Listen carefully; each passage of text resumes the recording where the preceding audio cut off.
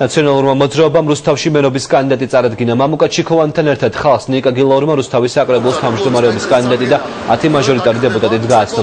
მართლმა გუნდმა კანდიდატები ცემენტის გადამამუშავებელ საწარმოში წარადგინა. მამუკა ჩიქოვანის განცხადებით მისი გამარჯვების შემთხვევაში მთავარი პრიორიტეტი რუსთაველების დასაქმება იქნება.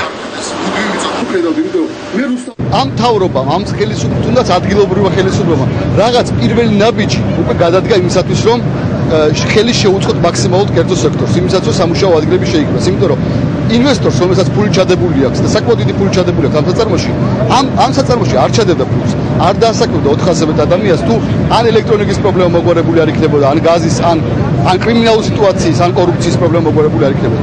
მაგრამ მიუხედავად ამისა კიდევ ბევრია გასაკეთებელი. ქალაქმა სახე იცვალა, რეალურად დაიგო გზები, მოწესრიგდა გარე განათების სისტემა, სატრანსპორტო სისტემა. ერთ-ერთი უმნიშვნელოვანესი რაც გაკეთდა ქალაქში, ეს არის რომ სასმელი წყლის პრობლემა მოგვარდა. რუსთაველებისთვის ყველაზე დიდი პრიორიტეტი და რუსთაველებისთვის ყველაზე დიდი სატკივარი არის დასაქმება და ჩვენი გამოწვევა სწორედ ეს არის. ყველაზე მთავარი ის არის, რომ ძალიან ბევრი რამე გაკეთდა.